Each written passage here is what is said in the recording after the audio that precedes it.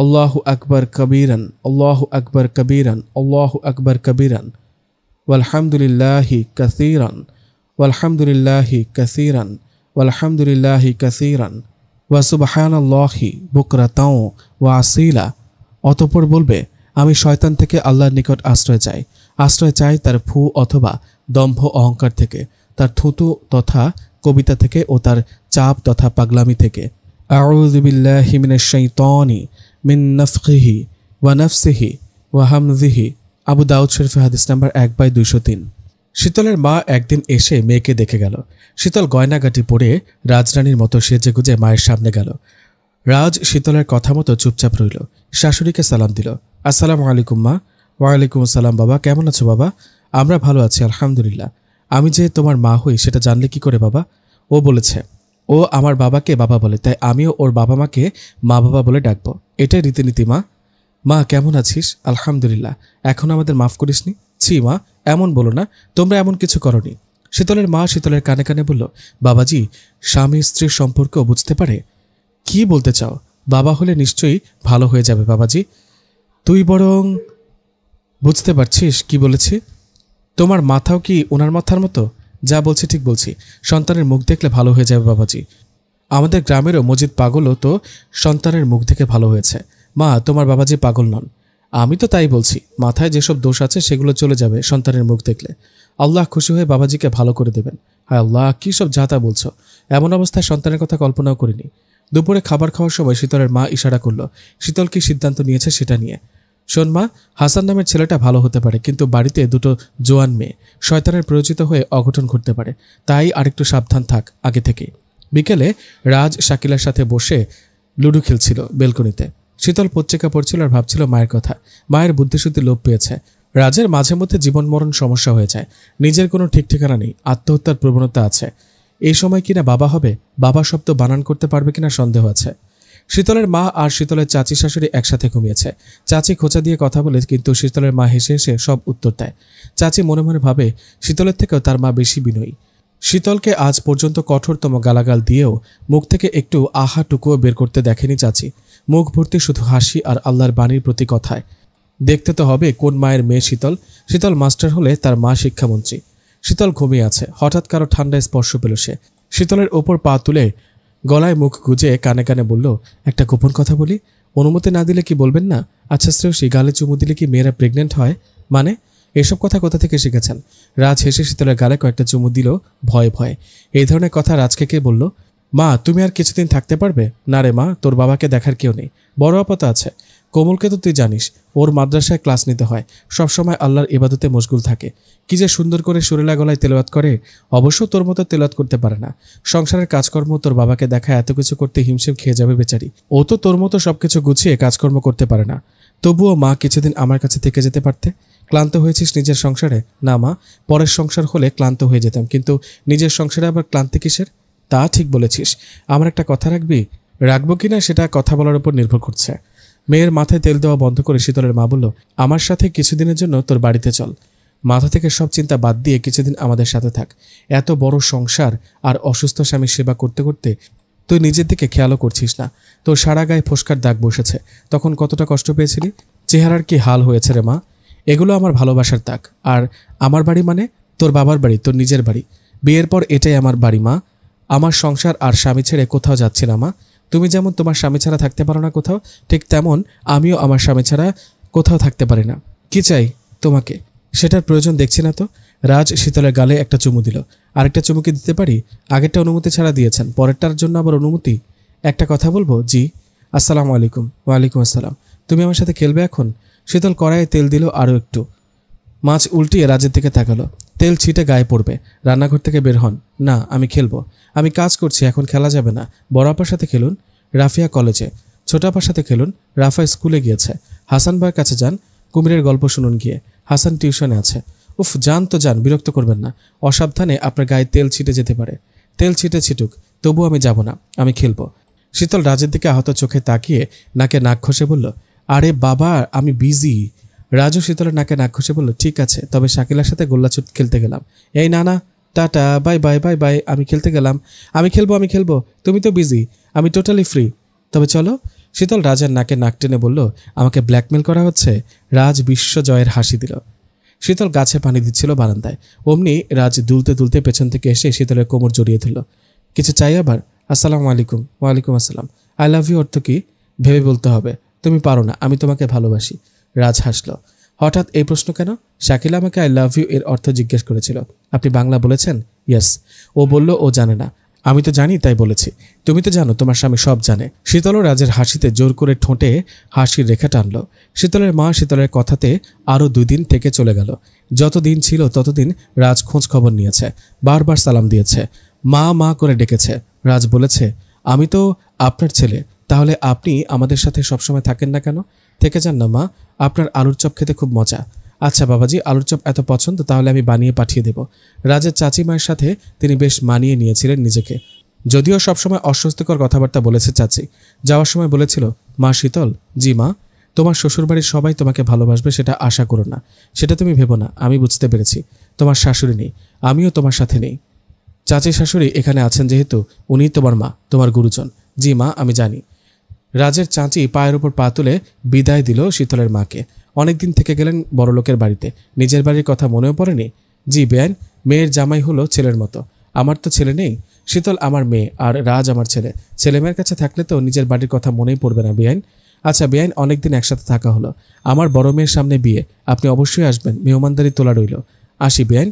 গাড়িতে ওঠার সময় শীতলের মা মেয়ের কানে কানে বললেন, ওই দিনের কথাগুলো ভেবে দেখ মা, সন্তানের মুখ দেখলে বাবাজি ভালো হয়ে যাবে। তুই বাবাজিকে একটা সন্তান উপহার দে মা। শীতল ওই দিন থেকে বেশ অস্থির হয়ে আছে। মায়ের কথাগুলো তার কানে বাজছে। সেদিন রাজের কাছ থেকে একটু দূরে দূরে থাকলো সে। রাজ ইদানিং শাকিলার সাথে সহজ হয়েছে। শীতলকে এখন আর বিরক্ত করে না সে। শীতল বিষয়টি খুব লক্ষ্য করেছে। শাকিলার সাথে সারাক্ষণ মেতে থাকে রাজ। কখনো দাবা, কখনো লুডো, আবার কখনো কানামাছি খেলে দুজন মিলে। শাকিলা কম্পিউটার নিয়ে বসেছে একটা ইমেল করার জন্য। আপা আসতে পারি? শাকিলা মাথা নাড়ালো। দুধটুকু খেয়ে নেবেন গরম গরম। শাকিলা মাথা নাড়ালো। কিছু বলবে? বলে বিদায় হও, ইম্পর্টেন্ট কাজ করছি। একটা ছেলে আর একটা মেয়ে কখনো কাছাকাছি মেশা উচিত না। ছেলেটা যদি বিবাহিত হয় তাহলে আরও না। কথাটা কি আমায় বললে? আমার জানা মতো আপনি বোকা নন। গেট লস্ট নাও। জি, দুধটুকু খেয়ে নিন। ঠান্ডা দুধ তো আপনি খেতে পারেন না পা। Just out. জোহরের সময় শীতল নামাজ পড়ে দোয়া করতে শুরু করলো। কিছু চাওয়ার সময় সবার উচিত মহানবী সাল্লাল্লাহু আলাইহি ওয়াসাল্লামের মতো দোয়া দরুদ পড়ে চাওয়া। মহান আল্লাহ তাআলার সন্তুষ্টি লাভ করে চাওয়া পাওয়াগুলো নিশ্চয়ই পূরণ করে দেবেন। শীতলের মনে বেশ কয়েকদিন ধরেই যে অস্থিরতা কাজ করছে তা কমানোর উপায় হলো আল্লাহর ইবাদত। রাসূলুল্লাহ সাল্লাল্লাহু আলাইহি ওয়াসাল্লাম স্বয়ং এই দোয়া পড়ে মহান আল্লাহ তাআলার কাছে প্রার্থনা করতেন। দোয়াটির অর্থ হলো, হে মহান আল্লাহ তাআলা, আমাকে সৎ কাজ করা, অসৎ কাজ থেকে বিরত রাখা ও দরিদ্রদের ভালোবাসার তৌফিক দান করুন। আপনি আমাকে ক্ষমা করুন, আমার ওপর দয়া করুন। আর আপনি যখন কোনো জাতিকে কোনো ফিতনাতে পরীক্ষায় ফেলার ইচ্ছা করেন তখন আমাকে ফিতনামুক্ত মৃত্যু দান করুন। হে মহান আল্লাহ তাআলা, আমি আপনার ভালোবাসা প্রার্থনা করি। যারা আপনাকে ভালোবাসে তাদের ভালোবাসাও প্রার্থনা করি এবং এমন আমলের ভালোবাসা প্রার্থনা করি যে আমল আমাকে আপনার ভালোবাসার কাছে পৌঁছে দেবে। জামে তিরমিজি অধ্যায় নম্বর 47। শীতল দোয়া পড়ার সময় হু হু করে কেঁদে উঠল। ঘুমন্ত রাজের দিকে একবার তাকিয়ে থেকে আবার কেঁদে উঠল। বিয়ের কয়েকটি মাস পেরিয়েছে। সবটুকু দিয়ে স্বামী সেবায় নিজেকে নিয়োজিত করেছে সে। কখনো পাগল বলে এতটুকু অবহেলা করেনি। আল্লাহর কাছে এই নিয়ে কোনো অভিমানও করেনি শীতল। কোনো আফসোস করেনি নিজের ভাগ্য নিয়ে, কারণ মানুষ ভাগ্য দিয়ে সুখী হয় না, সুখী হয় নিজের কর্ম দিয়ে। শীতল সর্বদা সব রকম পরিস্থিতিতে নিজেকে মানিয়ে নিয়েছে, নিজেকে আল্লাহর কাছে সৎ রেখেছে, আল্লাহর ইবাদত করেছে রাতভর। আল্লাহ তাআলা কি কখনো শীতলের স্বামীকে ভালো করবে না? টেবিলে সবাই দুপুরের খাবার খাচ্ছে। রাজকে কাঁটা বেছে মাছ খাইয়ে দেওয়া হচ্ছে। রাজ রাফা আর রাফিয়ার সাথে মুখ ভেঙচি কাটছে মাঝে মাঝে। 3 ভাই বোন খুব দুষ্ট। রাফা ক্লাস টেস্টে ফেল করেছে, সেটা কাউকে জানায়নি সে। রাজ খাওয়ার সময় শীতলের হাতে কামড় দিচ্ছে মাঝে মধ্যে। শীতল গরম চোখে রাজের দিকে তাকিয়ে থাকে কামড় দেওয়ার পর। আমি বাবা হব। সবাই রাজের দিকে তাকালো। আমি বাবা হতে চাই। আমি তো বিয়ে করেছি, বিয়ের পর তো বেবি হয়, বেবিদের নিয়ে খেলবো। সবাই রাজের কথায় অপ্রস্তুত হয়ে পড়ল, সবচেয়ে বেশি শীতল। চাচির গলায় খাবার আটকে গেল। শাকিলের হাত থেকে পানির গ্লাস পড়ে গেল। রাফিয়া মনে মনে কি যেন ভাবছে আর চুপচাপ খাচ্ছে। রাফা উচ্চস্বরে হাসছে। প্রেয়সী, আমাকে পা দিয়ে কেন খোঁচা দিচ্ছ? চাচি বলল, ছেলেটা মান সম্মান নষ্ট করে দিল। কোথায় কি বলতে হয় জানে না। বউটাও হয়েছে, কিছু আদব কায়দা ছেলেটাকে শেখায়নি। রাজের বাবা বলল, বৌমার দোষ নেই, রাজ তো ছেলে মানুষই করে সব সময়, অবুঝ মন, কিছু বোঝে না। আমি সব বুঝি বাবা। কি বুঝো তুমি? বিয়ের পর বেবি হয়। বাবা, আমাদের বিয়ের পর তো বেবি হচ্ছে না, তোমারও তো বিয়ে হয়েছে। তুমি কি আমাকে একটু বলে দেবে কেন হচ্ছে না বেবি? রাজের বাবা দারুণ লজ্জা পেল। শ্রেয়সী, আমার পায়ে ব্যথা দিচ্ছ কেন? শীতল নানাভাবে ইশারা করছে রাজকে থামাতে। লজ্জায় শীতল মরে যাওয়ার উপক্রম। বাবা, তুমি মনে হয় জানো না। হ্যাঁ বাবা, জানি না, আমার ফাইল দেখতে হবে, আমি বরং উঠি। চাচিমা, আপনার তো বিয়ে হয়েছে, আপনি কি বিষয়টা আমাকে বুঝিয়ে বলবেন? এবার চাচি ফাঁদে পড়েছে। সবাই চাচির দিকে তাকিয়ে আছে, চাচি কি বলে তার জন্য। চাচির মুখ দেখে মনে হচ্ছে হু হু করে কেঁদে দেবে এখনই। চাচি বলুন, প্লিজ বলুন না, আমিও বাবা হব, শ্রেয়সী মা হবে। শীতল বসে আছে, রাজ তাকিয়ে আছে শীতলের দিকে, শীতল কি বলে সেটা শোনার জন্য। আসলে কথাটা কিভাবে যে শুরু করব? কেন শ্রেয়সী, মুখ আছে, মুখ দিয়ে শুরু করো, গলা দিয়ে কথা বলো। শুনুন। শুনছি। আজ এই চ্যাপ্টার অফ, কাল ওপেন করি। বুঝেছি আমি, তুমি চাও না আমার বেবি হোক। আমাদের অনেকগুলো বেবির সাথে আমি খেলাধুলা করি, সেটা চাও না। রাজ বেড সাইডে একটা লাথি দিল। শীতল হাড় কাঁপানো ভয় পেল। রাজের গালে হাত দিয়ে রাজকে শান্ত করে বলল, চাইলেই বেবি হয় না। কেন বেবি হয় না? বেবি হতে হলে সময়ের দরকার হয়, সময়টা হয়নি আমাদের। আচ্ছা, বিয়ের আগে বেবি হয় নাকি বিয়ের পর? শীতল খানিকক্ষণ চুপ করে বলল, বিয়ের পর। আমাদের কি বিয়ে হয়েছে? জি, ভুলে গেলেন? আমি না, তুমি ভুলেছ। বিয়ে হলে আমাদের বেবি কেন হচ্ছে না বলো তুমি? শুনুন, সন্তান জন্ম দেওয়া পবিত্র কাজ। আল্লাহ তাআলা মানব সন্তান জন্ম পছন্দ করেন। আল্লাহ তাআলা যখন চাইবেন তখন সন্তানের মুখ দেখে মানুষ। আমি কখন সন্তানের মুখ দেখব? আল্লাহ যখন চাইবে। আল্লাহ কখন চাইবে? আমাদের তো বিয়ে হয়েছে, তাহলে আল্লাহ কেন চাচ্ছে না? সেটা তো আল্লাহ জানেন, তাই না? আচ্ছা, বেবি কিভাবে হয়? আল্লাহ তাআলা সৃষ্টি ছোট ছোট গুলুমুলু বেবিরা। বললাম তো তখন, বেবিরা আল্লাহর কাছ থেকে আসে। বুঝেছি। আমি কি কিছু করেছি যে আল্লাহ রাগ করেছে আমার উপর? শীতল রাজের কপালে কপাল ঠেকিয়ে নাকে নাক ঘষে বলল, কখনো না, আপনার কোনো পাপ নেই, আপনি পবিত্র মানুষ। আল্লাহ কখনো আপনার উপর রাগ করে না। একটা কথা বলবো, আপনার মিষ্টি কথা শোনার জন্য তো আমি সবসময় ওয়েট করি। টাকা দিয়ে কি সবকিছু কেনা যায়? জি, তবে সবকিছু যায় না। মানুষ কেনা যায়? হ্যাঁ, আগের সময়ে মানুষদের দাসদাসী বানিয়ে কেনা হতো টাকা দিয়ে। কেন বলুন তো? রাজ হেসে বলল, নাথিং। রাজ মুচকি মুচকি হাসছে আর আঙুল দিয়ে কি যেন হিসাব করছে। পেপারে করোনা ভাইরাস নামের ব্যাধি চীনে ছড়িয়ে পড়ার খবর বের হয়েছে। চীনের সিচুয়েশন করুন।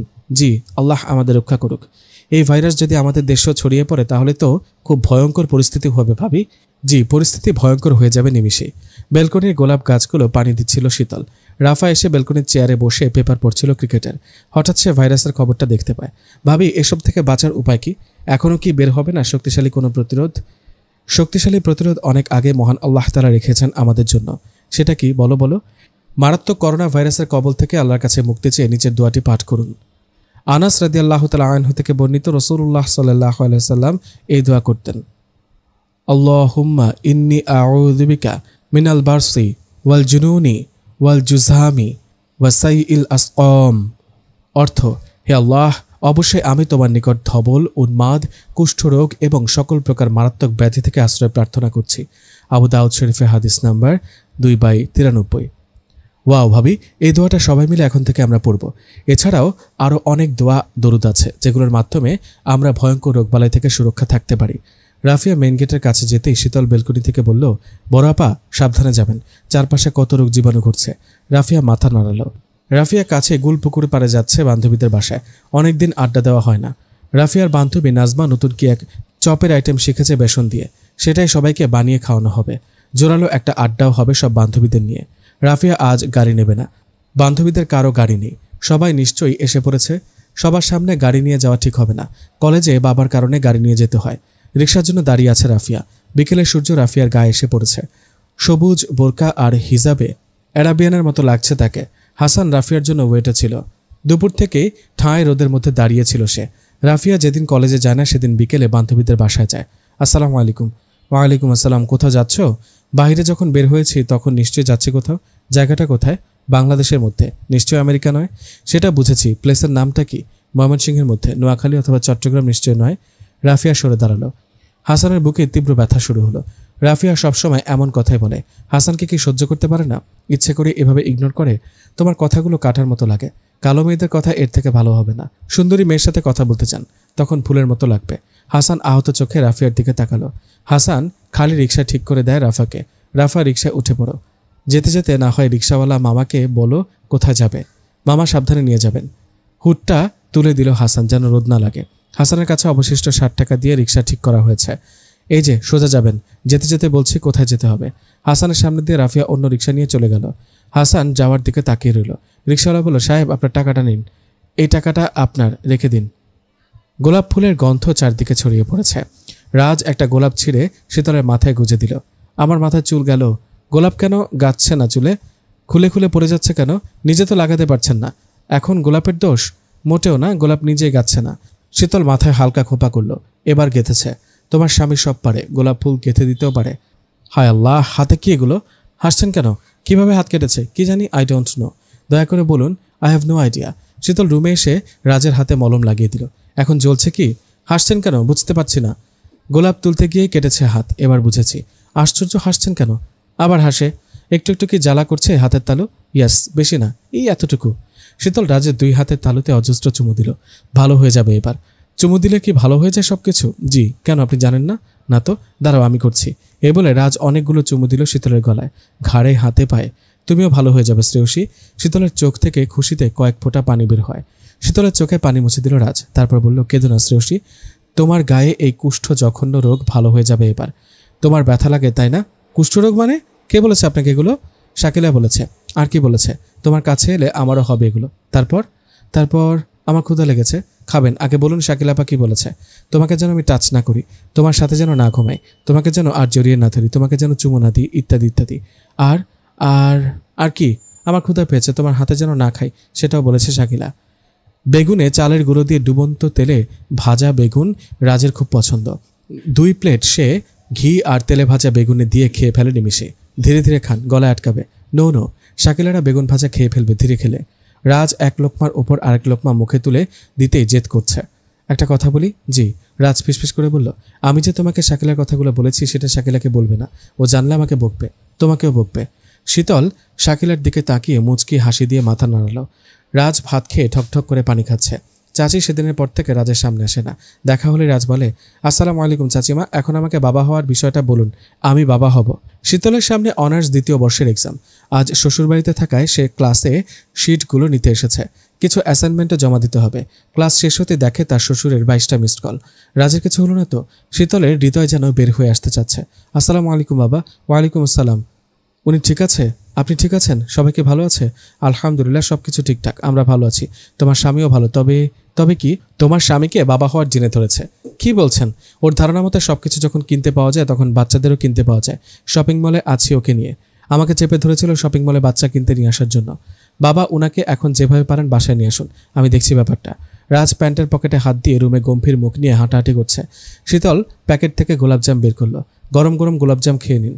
আপনার তো খুব পছন্দ মুচমুচে গোলাপজাম, শহর থেকে আসার সময় এনেছি। উফ শ্রেয়সী, আমি আমাদের ফ্যামিলি প্ল্যানিং নিয়ে ভাবছি। ফ্যামিলি প্ল্যানিংয়ে আমি আছি তো? সেটা ভাবিনি, ভাবতে হবে। রাজকে শীতল গোলাপজাম খাইয়ে দিচ্ছে। রাজ খাচ্ছে আর কি যেন ভাবছে। হাতের আঙুল গুনে গুনে কি যেন হিসেবও করছে।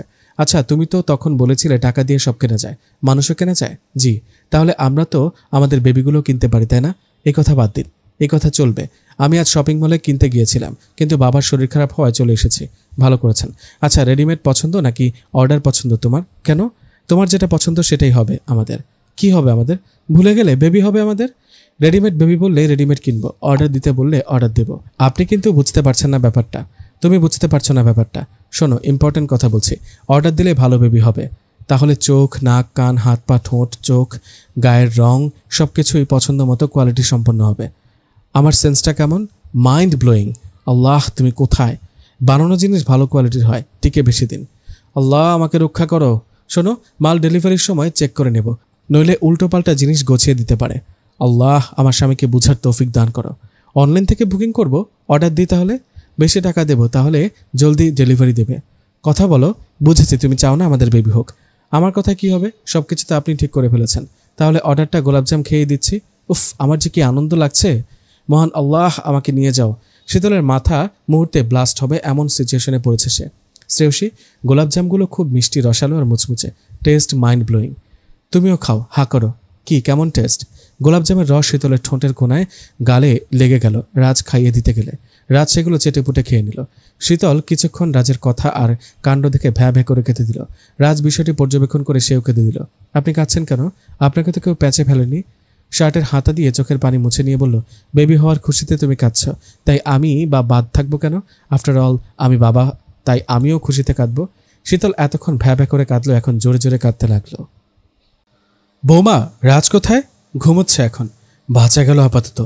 জেগে থাকলেই পাগলামি শুরু করবে। কি জ্বালা দিচ্ছে যে আমার ছেলেটা তোমাকে, সেটাই ভাবছি। জেগে উঠেই অর্ডার করা বেবি দেখতে চাইবে। আল্লাহ তাআলা যে কবে ওকে বোঝার তৌফিক দেবে। মহান আল্লাহ তাআলা যা করেন তাতে কিছু দুঃখ থাকে, আবার সুখ থাকে। আমি ওনার এই পাগলামিগুলোতে সুখ খুঁজে নিয়েছি। তোমাকে ছেলেটা জ্বালিয়ে মারছে, আর তুমি ওর সাথেই সুখ খুঁজে নিয়েছ। সবাই কেন এমন হয় না বলতে পারো? সুখের ব্যাখ্যা এক একজনের কাছে এক এক রকম। আমার কাছে সুখের ব্যাখ্যা ওই যে ঘুমিয়ে আছেন উনি আমার সুখ। এই বাড়ি, এই সংসার, আমার সংসারের প্রতিটি সদস্য আমার সুখ। সুখের ব্যাখ্যা যার কাছে যেমন, সে তেমন সুখের খোঁজে যায়। আমার সুখের ব্যাখ্যা আমি খুঁজে নিয়েছি।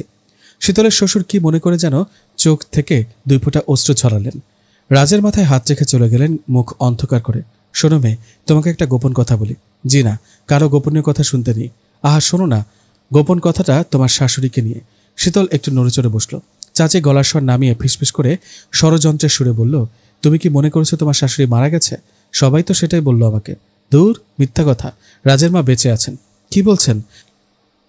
শুধু বেঁচে আছেন তা নয়, একদম তরতাজা ভাবেই বেঁচে আছে, এবং ময়মনসিংহে আছেন। খোঁজ নিলে ঠিকানাও পাওয়া যাবে। ময়মনসিংহে আছেন, তাহলে এই বাড়িতে নেই কেন? চাচি পান খেতে খেতে বলল, রাজের মা ভাই সাহেবকে ডিভোর্স পেপার দিয়ে চলে গিয়েছে। স্বভাব চরিত্র খারাপ হলে যা হয় আর কি। শুনেছি কারোর সাথে নাকি প্রেমও ছিল। চাচি মুখ বাঁকিয়ে কিছুক্ষণ হাসলো, যেন কত মজার কথা বলছেন। এজন্যই তো আমাদের রাজের এই অবস্থা হয়েছে। কি আর বলবো, সবাই তো আর আমার মতো বউ পায় না। এই বংশের বউরা বেশি দিন টেকে না, আমিই টেকে গেলাম। তোমার যা অবস্থা তাতে তোমাকে রাজ টিকতে দেবে না। তোমার তো লাশ বের হবে 2 দিন পর। গোলাপ ফুলের সুবাস সারা বেলকনিতে ছড়িয়েছে। কামরাতেও এসেছে খানিকটা। হালকা বাতাসে দুলছে সবুজ পর্দাগুলো। রাজ ঘুম থেকে উঠলে কি করে বোঝাবে সেটার উত্তর ভাবা হচ্ছে। হালকা বাতাসে ঘোমটাটা পড়ে গেল শীতলের। খোলা এলোমেলো চুলগুলো উঠছে। গরমে হালকা বাতাসের দোল শরীর মনকে শিহরিত করে তোলে। কোমরে কারো গরম হাতে স্পর্শ পেল শীতল। ঘুম ভেঙেছে? ঘুম পুরো হয়েছে? চলুন না বেলকনিতে গিয়ে বসি। আপনার ঘাড়ে মাথা রাখবো, আপনি আমার চুলে বিলি কেটে দেবেন, একটু আদর করবেন। তুমি তোমার নিজের ঘাড়ে মাথা দিয়ে বসে থাকো, নিজের চুলে নিজেই বিলি কেটে নাও, নিজেই নিজেকে আদর করো, যাও। আহা, এত অভিমান! দেখি দেখি, মুখ দেখি, তাকাবেন না আমার দিকে। না না না, আমি অনেক অভিমান করেছি। এদিকে তাকান একটু সাহেব, তাকান না। আমার সাথে তাহলে শপিং মলে যেতে হবে, মাল ডেলিভারি চেক করে আনতে হবে। আমাদের বেবিগুলো নিশ্চয়ই কাঁদছে তোমাকে আমাকে না দেখতে পেয়ে। মানে? তুমি অনেক বোকা শ্রেয়সী। কাল অর্ডার দেওয়া হয়েছে, তুমি আমাকে অর্ডার করতে না দিয়ে নিজে দিয়েছ। আমাকে লোকেরা ঠকাতে পারে, তাই রাজি হয়েছি। এতক্ষণ বেবিগুলো নিশ্চয়ই রেডি হয়ে আছে, তাদের বানানো শেষ। বাবা মাকে দেখতে পাচ্ছে না, তাহলে কি কাঁদবে না? হে আল্লাহ তাআলা, আবার শুরু হয়েছে। ওদের ক্ষুধা পেয়েছে নিশ্চয়ই, যাওয়ার সময় দুধ নিতে হবে ফিডারে। আমি এখন ফিডার কিনবো। আল্লাহ, আমাকে নিয়ে যাও। ক্লিয়ারলি বুঝতে পারছি তোমার কোনো টেনশন হচ্ছে না আমাদের বেবির জন্য। তুমি এত নিষ্ঠুর শ্রেয়সী, আমার মাথা যে কোনো সময় ব্লাস্ট হয়ে যাবে। আমি খাবো না। ক্ষুধা পেয়েছে? অনেক। তাহলে হা করুন। আমার গলা দিয়ে খাবার নামবে না শ্রেয়সী। আমার বেবিরা না খেয়ে আছে, আর আমি কিনা বাবা হয়ে খাবো? পর বাবা হলে খেতাম, বাট আমি তো ওদের আপন বাবা। খুব খেতে পারবেন। হা করুন। এই তো খেতে পারবেন। গলা দিয়ে নামছে না, খুব কষ্ট হচ্ছে ওদের জন্য। আমার বেবি, আমার বেবি। এই তো গলা দিয়ে বেশ নামছে, গুড বয়। চাচি খাওয়ার জন্য নিচে নামছিল। রাজকে দেখে এক দৌড়ে নিজের রুমে চলে গেল। রাজ টিফিনে করে কিছু ফলমূল ভরে ফেলল, ফিডার এনে দুধও ভরে ফেলল। কিছু ছোটদের পোশাকও কোথা থেকে যেন জোগাড় করেছে। শীতল বলল, কি করছেন? রাজ হেসে বলল, একটু পরে আমাদের বেবিদের আনতে যেতে হবে না, সেটার প্রস্তুতি। বেবিদের জন্য ফিডারে দুধ নিয়েছেন এজন্য? ইয়াস, তুমি তো ভুলে গিয়েছো সব। আমি কিছুই ভুলিনি। দেখে নিও, আমাদের বেবিরা কোয়ালিটি সম্পন্ন হবে। দেখে শুনে চেক করে ডেলিভারি অ্যাকসেপ্ট করতে হবে। আমি বেবি এখন অর্ডার দিইনি। হোয়াট? আমাদের বেবি আমরা এখনও অর্ডার দিইনি। পরিষ্কার বাংলা বলছি। রাজ মন খারাপ করে ছাদে বসে আছে। সে কিছু মুখেও দিচ্ছে না, কথাও বলছে না। রাগ করেছেন? খুব রাগ? রাজের গালে হাত রেখে শীতল বলল, আপনি এত অবুঝ কেন? অবুঝ আমি না, অবুঝ তুমি। ও আচ্ছা। রাজের একটা হাত নিয়ে শীতল নিজের পেটে রাখল। আপনার বেবিরা এখানে আছে, এরা এখান থেকে জন্ম নেবে, শপিং মল থেকে নয়। সত্যি বলছো? আমি কখন আপনার সাথে মিথ্যা বলি? না তো। কোথায় বেবি? সময় হলে এখান থেকে বের হবে। কখন সময় হবে? মহান আল্লাহ তাআলা যখন চাইবে তখন। আল্লাহ তাআলা কখন চাইবে সেটা তো জানি না। আল্লাহ তাআলা আমার উপর রাগ করেছে বুঝেছি। তুমি ছাড়া সবাই আমাকে ম্যাড বলে। আল্লাহ তাআলা নিশ্চয়ই আমাকেও ম্যাড ভাবে। শীতল রাজের ঠোঁটে আঙুল দিয়ে বলল, ইস, আপনি একদম সুস্থ মানুষ, কারো কথায় কান দেবেন না। আল্লাহ তাআলা কখনো এমন ভাবেন না। তিনি পরম দয়ালু, পরম করুণাময়। তাহলে কেন আল্লাহ তাআলা আমাদের বেবি দিচ্ছেন না? ওনার তো অনেক দয়া। চিন্তার বিষয়। আল্লাহকে সন্তুষ্ট করতে হবে আপনাকে। আল্লাহ তাআলা কিসে সন্তুষ্ট হবেন? আল্লাহর ইবাদত করতে হবে। সেজন্য আপনাকে আল্লাহ তাআলার আদেশ এবং নবী হযরত মুহাম্মদ সাল্লাল্লাহু আলাইহি ওয়াসাল্লামের দেখানো পথে চলতে হবে। রাজ মাথা নাড়ালো, খুশিতে ঝলমলে হয়ে বলল, বুঝতে পেরেছি, আল্লাহ তাআলার ইবাদত করব, তাহলে উনি খুশি হয়ে আমাদের সন্তান দিতে পারেন। আমাকে একটু বলে দাও, আমি কি করব? আমি তো কিছুই জানি না। সবার আগে আপনাকে সালাত সম্পর্কে জানতে হবে। 5 ওয়াক্ত নামাজ আমাদের বেহেশতের চাবি। সালাতের মর্যাদা হচ্ছে, সালাত সম্পর্কিত বিষয়গুলো হলো আজান, অজু, আজান এবং ইকামত এর মাঝখানের সময়টুকু, সালাত এবং সালাত শেষে দোয়া। আজান। রাসূল সাল্লাল্লাহু আলাইহি ওয়াসাল্লাম বলেন, যখন তোমরা আজান শুনতে পাও, মুয়াজ্জিন যা বলবে জবাবে হুবহু তাই বলবে। আজানের জবাব দেবার কারণে তোমাদের গুনাহসমূহ মাফ করে দেওয়া হবে, অতঃপর তোমরা জান্নাতে যাবে। মুসলিম শরীফে হাদিস নাম্বার 736। অজু। ওমর ইবনুল খাত্তাব রাদিয়াল্লাহু তাআলা আনহু থেকে বর্ণিত, রাসূলুল্লাহ সাল্লাল্লাহু আলাইহি ওয়াসাল্লাম বলেছেন, যে ব্যক্তি সুন্দরভাবে অজু করার পর বলে, আমি সাক্ষ্য দিচ্ছি আল্লাহ তাআলা ব্যতীত আর কোনো ইলাহ নেই, তিনি এক, তার কোনো অংশীদার নেই। আমি আরও সাক্ষ্য দিচ্ছি নবী সাল্লাল্লাহু আলাইহি ওয়াসাল্লাম তার বান্দা ও রাসূল। হে আল্লাহ, আমাকে তওবাকারীদের অন্তর্ভুক্ত করুন, আমাকে পবিত্রতা অর্জনকারীদের অন্তর্ভুক্ত করুন। তার জন্য জান্নাতের 8টি দরজা খুলে দেওয়া হবে। সে নিজ ইচ্ছামতো যে কোনো দরজা দিয়ে জান্নাতে প্রবেশ করতে পারবে। মুসলিম শরীফে হাদিস নাম্বার 234। আজান এবং ইকামতের মধ্যবর্তী সময়।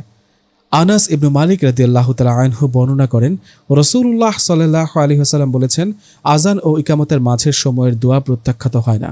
সাহাবাগণ বললেন, হে আল্লাহ রাসূল, ওই সময় আমরা কি বলবো? তিনি বললেন, তোমরা আল্লাহর নিকট ইহকাল ও পরকালের নিরাপত্তা প্রার্থনা করো। আবু দাউদ শরীফে হাদিস নাম্বার 534। সালাত। সালাত পুরোটাই ইবাদত, তার মধ্যে সিজদার মর্যাদা খুব বেশি। অন্তর এবং অঙ্গসমূহের মাধ্যমে সর্বোচ্চ সম্মান প্রকাশের নামই সিজদা। মানুষ আল্লাহর দাস আর মালিকের সামনে একজন দাসের দাসত্ব প্রকাশের সর্বোচ্চ মাধ্যম হলো এই সিজদা। এর মাধ্যমে বান্দা আল্লাহ তাআলার সবচেয়ে বেশি নৈকট্য লাভ করে। যেমনটি আল্লাহ রাসূল সাল্লাল্লাহু আলাইহি ওয়াসাল্লাম বলেছেন, বান্দা সিজদার সময়ে মহান আল্লাহর সর্বাধিক নৈকট্য লাভ করে, কাজেই এ সময় তোমরা অধিক পরিমাণে দোয়া পাঠ করবে। আবু দাউদ শরীফে হাদিস নাম্বার 875। নামাজের পর আয়াতুল কুরসি পাঠ। রাসূলুল্লাহ সাল্লাল্লাহু আলাইহি ওয়াসাল্লাম বলেছেন, প্রত্যেক ফরজ নামাজ শেষে আয়াতুল কুরসি পাঠকারী জান্নাতে প্রবেশ করার জন্য আর কোনো বাধা থাকে না, মৃত্যু ব্যতীত। নাসাঈ শরীফের হাদিস। কাজেই যে নামাজে এত এত ফজিলত এবং গুনাহ মাফের অবধারিত সুযোগ, সেই নামাজ অবশ্যই নিয়মিত খাস দিলের সাথে পড়া উচিত। আমিও এখন থেকে নামাজ পড়ব। ঠিক আছে, আমি এখন মসজিদে যাব। আজান দেওয়ার সময় হলে যাবেন। শীতলের সাথে বিয়ে হবার পর থেকে মাঝে মাঝে শীতল রাজকে হাসানের সাথে নামাজ পড়তে মসজিদে পাঠাতো। মাঝে মাঝে হাসান শীতলের কাছে নালিশ করে। রাজ দুষ্টুমি করে মসজিদে, ছোটদের সাথে মারামারি করে জায়গা নিয়ে, চিমটি কাটাকাটি করে। তবুও শীতল পাঠাতো রাজকে মসজিদে। বারবার বলে দিত, আল্লাহর ইবাদতখানায় কখনো দুষ্টুমি করতে নেই, অন্যদেরও বিরক্ত করতে নেই। তোমার স্বামী কিছু করে না, ওই বাবলু হাবলু ওরাই আমাকে চিমটি দেয়। তখনই আমার রাগ উঠে যায়। ওরা চিমটি দিলে আপনাকেও দিতে হবে? একদম ভালো ভদ্র ছেলের মতো মসজিদে যাবেন। আচ্ছা, আর দুষ্টুমি করব না। কে শোনে কার কথা? সেদিন রাজ নামাজ পড়াকালীন কয়েকজনের মাথা টুপি নিয়ে দৌড়ে বাসায় চলে আসে। বাচ্চাদের কয়েকটাকেও মেরেও এসেছিল। আজান দিতে রাজ বলল, শ্রেয়সী আমাকে অজু করিয়ে দাও। অজু করা শেষ হলে বলল, পাঞ্জাবি পায়জামা পরিয়ে দাও, নতুন টুপিটা পরিয়ে দাও। শীতল পাঞ্জাবির বোতাম লাগিয়ে দেওয়ার সময় বলল, আজ কোনো দুষ্টুমি নয়, যদি করেন তবে আল্লাহ নারাজ হবেন। আল্লাহ তাআলাকে আমাদের উপর সন্তুষ্ট রাখার জন্যই কিন্তু আপনি নামাজ পড়তে যাচ্ছেন মসজিদে। উফ, তুমি টেনশন করো না, আমার সব মনে আছে, আমি দুষ্টুমি করব না। তুমিও চলো না আমার সাথে প্লিজ, চলো চলো। না না না, এটা সম্ভব নয়। ছেলেদের সাথে মেয়েদের নামাজ পড়তে হয় না। আপনারা মসজিদে পড়বেন এবং আমরা বাড়িতে। আচ্ছা, আমি কে? আপনি একজন মানুষ। কি মানুষ? ছেলে মানুষ। তাহলে বাসায় আমরা দুজন প্রায় একসাথে কেন নামাজ পড়ি?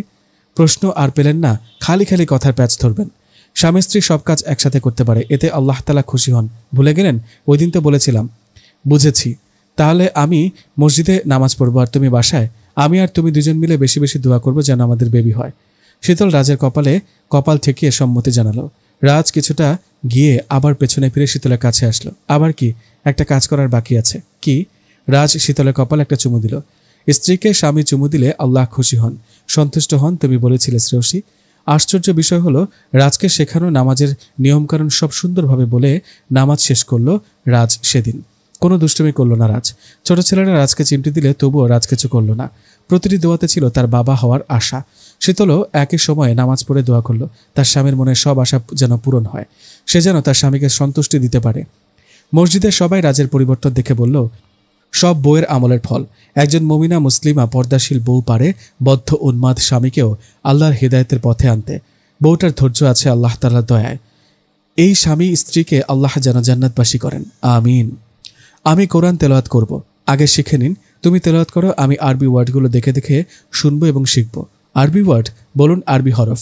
শীতল তেলাওয়াত করে আর রাজ মনোযোগ সহকারে শুনে। রাতে রাজ শীতলকে শক্ত করে জড়িয়ে ধরে বেঘরে ঘুমোচ্ছে। শীতলের নিঃশ্বাস নিতে কষ্ট হচ্ছে, তবুও শীতল একটুও কাছ থেকে সরল না। সরলেই ঘুম ভেঙে যাবে রাজের। মাঝরাতে ঘুম ভাঙলেই রাজের প্রচণ্ড মাথা ব্যথা করে, ব্যথায় উন্মাদের মতো আচরণ করে। রাজ ঘুমের মধ্যে বিড়বিড় করে বলছে, আমি বাবা হয়েছি, আমাদের অনেকগুলো বাবু হয়েছে, আমি খেলছি বাবুদের সাথে। শীতল আহত চোখে রাজের দিকে তাকিয়ে আছে। বেচারা বাবা হবার জন্য দিনরাত আল্লাহর সন্তোষের জন্য ইবাদত করছে। রাজের বাবা হবার প্রবল ইচ্ছা কিভাবে জন্মালো সেটাও রহস্য। তেলের ছিটকে যাবে, যাকগে। রাজ শীতলকে পেছন থেকে শক্ত করে জড়িয়ে ধরেছে। শীতল কড়াইয়ে তেল গরম করছে। ডুবন্ত তেলে কুমড়োর চপ ভাজা হবে বেসন ও ঘি দিয়ে। কি হয়েছে? ছেলের ঘরে ছেলের হয়েছে, এবার হয়েছে। আহা, পেছন থেকে ছেড়ে সামনে আসুন, মুখ দেখে কথা বলি। রাজ সামনে এসে 2 হাত দিয়ে মুখ ঢাকল। আমার লজ্জা লাগছে শ্রেয়সী। দেখি দেখি কতটা লজ্জা পেয়েছেন। মুখ লাল নীল বেগুনি হলো নাকি? যাও শ্রেয়সী, হাতে কি? চিঠি, একটু দেখি। না, একটা কথা বলি। জি, আই লাভ ইউ। কি? আমি তোমাকে ভালোবাসি। হো আচ্ছা, তুমি কি আমাকে ভালোবাসো না? শীতল মজা করে বলল, একটুও না। ভালোবাসার আপনি কি বুঝেন? কি আছেটা কি আপনার মাঝে? কেন আপনাকে ভালোবাসবো? বুঝেছি, আমি পাগল, তাই আমাকে ভালোবাসো না। কেউ আমাকে ভালোবাসে না, এই জন্যই তো আমার বেবিগুলো হচ্ছে না। শীতলকে অবাক করে দিয়ে কড়াইয়ের গরম তেলে রাজ নিজের 2 হাত ডুবিয়ে দিল। শীতল আকস্মিক ধাক্কা খেলো হঠাৎ এমন আচরণে। রাজের আঙুলগুলো নিমিষে ঝলসে গেল। ভাবি, দরজা খোলো, বোমা দরজা খোলো। শীতল আঁচলে মুখ গুজে শুয়ে আছে ভেতর থেকে দরজা বন্ধ রেখে। রাজের এমন কাণ্ড সহ্য করার মতো না। ভাবি, আল্লাহর দোহাই দরজা খোলো। ভাইয়ার হাত জ্বলছে, তবুও মলম লাগাতে দিচ্ছে না, কোনো কথাও বলছে না। তুমি ছাড়া কারো হাতে মলম লাগাবে না বলেছে। ভাইয়ার উপর রাগ করো না ভাবি। শীতল রাজের কথা শুনে দরজা খুলেছে। রাজ, আমাদের ড্যাশিং হ্যান্ডসাম রাজ, আমার কথা তো শুনবে তো? চাচি বলল, ভাইজান দেখবেন শাকিলার কথা রাজ বাবা শুনবে। আমার শাকিলা রাজবাবার সকল দায়িত্ব হাতে নিলে আজ এই দিন দেখতে হতো না। স্বামীকে বলে ভালোবাসে না, মেয়েটা পাগল বলে স্বামীকে গুরুত্ব দিচ্ছে না। শীতলের শ্বশুর বলল, তুমি চুপ করো, এসব কিছু নয়, ছেলেটা ভুল করে ফেলেছে, বৌমার দোষ নেই। রাফা বলল, ভাবি আসছে। আমার সাথে ছোটবেলায় খেলার জন্য তুলকালাম কাণ্ড ঘটাতে মনে আছে? তোমার হাতে ওষুধ লাগাতে দিলে তোমাকে খেলায় নিব আমি। রাফা, রাফিয়া, শীতল কাউকে নেব না, শুধু তুমি আর আমি খেলবো। ওষুধ লাগিয়ে আমার হাতে খাবে তো? Good boy. মোটেও না, আমি তোমার সাথে খেলতে চাইতাম না, তুই আমার সাথে খেলতে চাইতি। খেলায় না নিলে তুই আমার চকলেট চুরি করতি। রাফা, রাফিয়া, শ্রেয়সী সবাইকে খেলায় নেব, শুধু তোকেই নেব না। আমার বউ আছে, আমি বউয়ের হাতে খাবো। তুই কি আমার বউ? শীতল ততক্ষণে এসে ড্রয়িং রুমে দাঁড়িয়েছে রাজের পাশে। শাকিলার হাত থেকে মলম নিয়ে রাজের সামনে হাঁটু গেড়ে বসল সে। শাকিলা উঠে দাঁড়িয়ে সোজা নিজের রুমে চলে গেল। হাতটা দেখি। রাজ অন্যদিকে তাকিয়ে রইল। দেখি হাতটা। শীতল রাজের হাত শক্ত করে ধরে নিজের কোলে রেখে মলম লাগিয়ে দিচ্ছে। শীতলের চোখের ফোঁটা ফোঁটা পানি রাজের হাতে পড়ছে। তুমি কাঁদছো? আমারও কান্না পাচ্ছে তোমার কান্না দেখে। এই, তুমি কাঁদছো কেন? আর কেঁদো না প্লিজ। কথা কেন বলছো না শ্রেয়সী? ছোট আপা ওনার জন্য প্লেটে রাখা খাবার নিয়ে আসবে। জি ভাবি। শীতল গরম ভাতে ঘি ঢেলে আলু ভাজা মেখে রাজকে খাইয়ে দিচ্ছে। রাজ খাচ্ছে আর চোখ মুছছে। আমার সাথে কথা বলো না কেন শ্রেয়সী? কথা বলো। আমার ভালো লাগছে না কিছু। শীতল চুপচাপ খাইয়ে দিচ্ছে রাজকে। গলা দিয়ে ভাত নামছে না আমার। কথা বলো। খাওয়ানো শেষ হলে রাজের হাত ধরে রাজকে কামরায় নিয়ে এলো। রাজকে ওষুধ খাইয়ে মাথায় তেল মালিশ করে ঘুম পাড়িয়ে দেওয়ার আগে পর্যন্ত শীতল একটাও কথা বলেনি। একটু কথা বলো প্লিজ, কথা বলো। একটু কথা বললে কি হয়? শীতল রাজের ঠোঁটে আঙুল দিয়ে চুপ করতে বলল। রাজের মাথায় হাত বুলাতে বুলাতে রাজ ঘুমিয়ে পড়ল। রাজের আঙুলগুলো লাল হয়ে রয়েছে গরম তেলে। হাতগুলোতে কিছুক্ষণ নিজের মুখ রেখে কপালে একটা চুমু দিল শীতল রাজের। গোলাপ গাছগুলো বেয়ে বেয়ে বেলকনিতে উঠে পড়েছে। লাল, সাদা, হলুদ গোলাপি, রানী গোলাপি, কালো, অসংখ্য রঙের গোলাপে ছেয়ে আছে বেলকনি সহ পুরো বাড়ি। সবগুলো গোলাপ গাছ রাজ আর শীতল মিলে লাগিয়েছে। ওদের ভালোবাসার প্রতীক যেন ছেয়ে আছে চারপাশে। সব জায়গায় রাজ আর শীতলের বিচরণ। শীতল বিকেলে বসে আছে বেলকনির চেয়ারে। খুব গরম পড়েছে। গরমের দিনে বেলকনিতে বিকেলে বসে থাকতে খুব ভালো লাগে তার। ময়মনসিংহের নেত্রকোনার মোহনগঞ্জ গ্রামের বাড়িতে শীতলদের 2 তলা 2টো বাড়ি আছে। একটা তাদের আর অন্যটা ছোট চাচার। এক ম্যালেরিয়ায় চাচার পুরো সংসার মারা যায়। ছোট ছোট 2টো চাচাতো ভাই বোন ছিল শীতলদের, তারাও মারা যায়। চাচার তখনও বিয়ে করার মতো বয়স ছিল, কিন্তু বিয়ে না করে মালয়েশিয়া চলে যান। সেখানকার ইউনিভার্সিটিতে প্রফেসর হিসেবে সেটেল হয়ে থেকে যান তিনি। চাচা কারোর সাথে যোগাযোগ রাখেন না, এমনকি ফোনেও কথা বলেন না। শুধু কোমল আর শীতলের সাথে চিঠিপত্র আদান প্রদান করেন ডিজিটাল যুগেও। কিছুদিন আগে শীতলের কাছে টেলিগ্রাম এসেছে চাচার। শীতলের রেজাল্ট বের হয়েছিল অনার্স প্রথম বর্ষের। সে ফার্স্ট ক্লাস পেয়ে টপ করেছে কলেজে, কেউ জানে না সেটা। আচ্ছা, রাজকে শীতলের টপ করা খুশির অনুভূতি কি বুঝবে? চাচা সবসময় শীতলদের পড়াশোনা খোঁজ রাখেন এবং রেজাল্টের পরেই একটা করে চিঠি পাঠান। এবার একটা পার্সেল এসেছে। শীতলের বিয়ের উপহার হিসেবে নীলার একটা অতি আকর্ষণীয় নেকলেস পাঠিয়েছে, কিছু ডলারও পাঠিয়েছে সাথে। পরীক্ষার রেজাল্ট দিলেই চাচা কচকচে কিছু ডলার পাঠান, সাথে কয়েক লাইনের চিরকুট।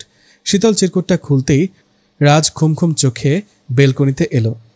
আজ জুম্মার দিন। শীতলের শ্বশুর এই দিনেও অফিসের কিছু কাজে বের হওয়ার জন্য রেডি হয়েছে। শীতল তার শ্বশুরকে বাধা দিল, মা আজ নামাজ পড়া যাবে না, পরে কাজা পড়ে নেব, খুব ইম্পর্টেন্ট মিটিং, লন্ডন থেকে ক্লায়েন্ট এসেছে। সেটা বললে তো হবে না, জুম্মার দিন সব বন্ধ। মুমিনগণ, জুম্মার দিনে যখন নামাজের আজান দেয়া হয় তখন তোমরা আল্লাহর স্মরণের পানে তরা করো এবং বেচাকেনা বন্ধ করো, এটা তোমাদের জন্য উত্তম যদি তোমরা বুঝো। অতপর নামাজ সমাপ্ত হলে তোমরা পৃথিবীতে ছড়িয়ে পড়ো এবং আল্লাহর অনুগ্রহ তালাশ করো ও আল্লাহকে অধিক স্মরণ করো, যাতে তোমরা সফল কাম হও। সূরা আল জুমআ আয়াত 9-10। রাজ নিজে নিজে অজু করল। সেও এখন অভিমান করেছে শীতলের ওপর।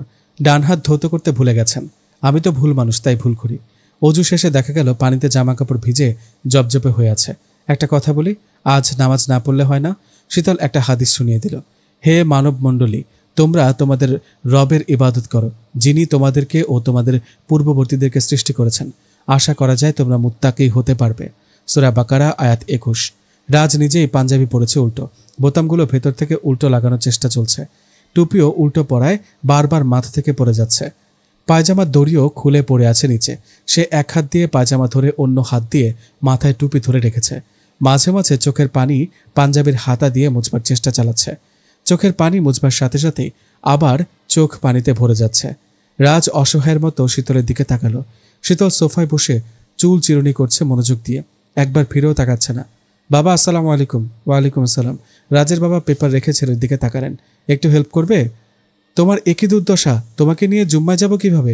ছেলের সিচুয়েশন দেখে বাবা ছেলের কাছে এলেন। বাবা মসজিদে যাব, পাজামাটার দড়িটা লাগিয়ে দেবে?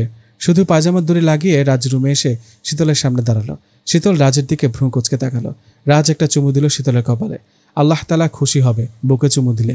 তাহলে তো আমি বাবা হতে পারবো, এজন্য দিয়েছি। চুমু দেওয়া তো আলাদা বিষয়, আমার সাথে কথা না বলার মধ্যে পড়ে না, তাই না? শীতল মুখ ঘুরিয়ে নিল।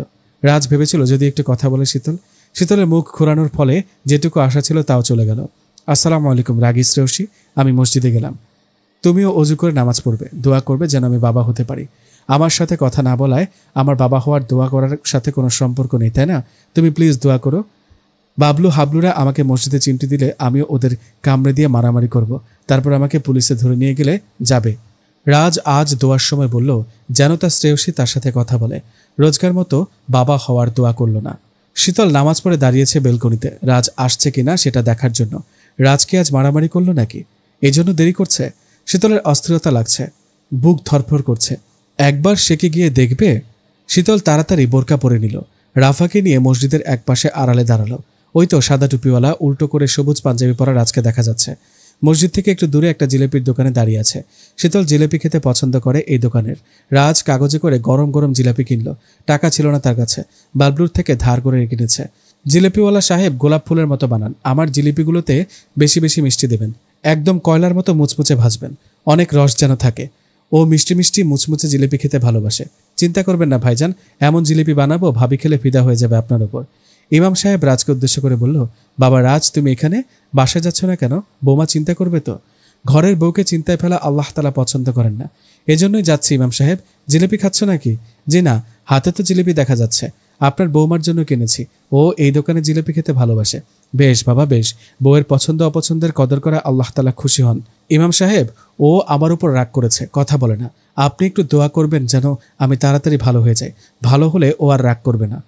করবো বাবা করব। জিলিপি নিয়ে বৌমাকে খাওয়াও, দেখবে সব ভুলে গেছে। তোমাদের মাঝে মহাব্বত তৈরি হবে। আসসালামু আলাইকুম। যাই ইমাম সাহেব। রাজের কথা আড়াল থেকে শুনে শীতলের চোখ থেকে পানি পড়ে গেল। এমন একটা লোকের সাথে কি রাগ করা যায়?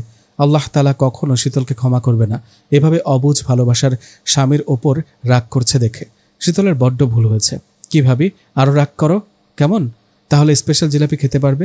আমি আরও বেশি বেশি অভিমান করব, তাহলে তোমার ভাই আমাকে আরও বেশি বেশি ভালোবাসবে। তোমাদের ভালোবাসার জিলিপি দিও একটু আমাকে। আমার স্বামীর ভালোবাসার এক সুতো দেব না। মুচমুচে রসালো জিলিপি তো দূরে থাক। জিলেপি খাওয়ার সাথে কিন্তু কথা না বলার সম্পর্ক নেই। আমার উপর রাগ করো, জিলেপির উপর রাগ করো না।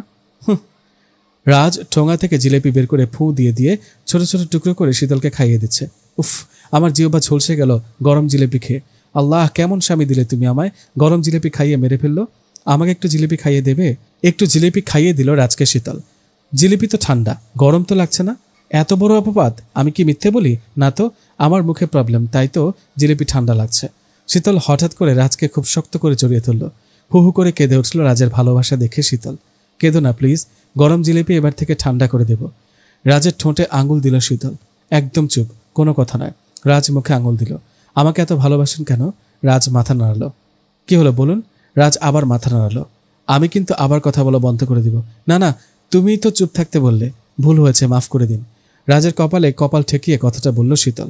তুমি আমাকে মাফ করে দাও শ্রেয়সী, আপনার কোনো দোষ নেই, সব দোষ আমার। কিন্তু আপনি তখন এমন করলেন কেন? কখন? গরম তেলে হাত দিলেন কেন? তুমি আমাকে প্রত্যাখ্যান করেছো তাই। কি করেছি? শাকিলা আমাকে মুভি দেখিয়েছিল, সেখানে একটা মেয়েকে একটা ছেলে প্রত্যাখ্যান করে, তারপর ছেলেটা মেয়েটার রান্না করা তেলে হাত ডুবিয়ে দেয়। মুভি দেখে এটা করেছেন? মেয়েরা প্রত্যাখ্যান করলে ছেলেরা এমন করে, যার জন্য এমন করলেন সেটা বুঝেন তো? প্রত্যাখ্যান কি বোঝেন তো? একটা মেয়েকে একটা ছেলে আই লাভ ইউ বললে যদি মেয়েটা অ্যাকসেপ্ট না করে সেটা প্রত্যাখ্যান। শীতল রাজের হাত ধরে গালে নিয়ে বলল, ভালোবাসি মুখে বলতে হয় না, সেটার জন্য অনেক পদ্ধতি আছে। আমার ভালোবাসার বোঝার ক্ষমতা হবে না আপনার। আপনার গরম তেলে হাত দেওয়া আমার জন্য মৃত্যুর সমান ছিল, এটাও বুঝবেন না আপনি। তুমি কি এখন থেকে আমার সাথে কথা বলবে? আমার মনে কথা লুকিয়ে আছে, সেটা আপনি জানেন না? অনেক লুকানো জমানো কথা আপনার সাথে সারাক্ষণ বলতে ইচ্ছে করে আমার। গরম তেলে আবার হাত দেব যদি আমার সাথে কথা বলা বন্ধ করো। আপনি এমন করলে আমি গরম তেলে আমার মুখ ডুবিয়ে দেব। না না না, তোমার মুখ পুড়ে যাবে, তুমি ব্যথা পাবে। আপনিও তো ব্যথা পেয়েছেন, এখনও ব্যথায় পাচ্ছেন। কি ব্যথা করছে? করবে না? তুমি কি চুমু দিয়েছ আমার ব্যথায়? তুমি চুমু দিলে তো ব্যথা ভালো হয়ে যায় আমার, সেটা কি জানো না? শীতল কান ধরে বলল, অনেক বড় ভুল করেছি, অন্যায় করেছি, মাফ করে দিন। দেখেছো, এখনও চুমু দিলে না তুমি, কত ব্যথা করছে জানো? শীতল রাজের হাতের আঙুলগুলোতে অজস্র চুমু দিল। আরও লাগবে? আরেকটু লাগবে। শীতল আরও চুমু দিল। আরও? এক্সট্রা দিলে তো ভালো হতো। ওরে দুষ্টু ছেলে! শীতলের নাকে নাক ঘষে দিল রাজ। রাজ শীতলের দিকে তাকিয়ে পাগল করা শরীর তুলে হাসি দিল।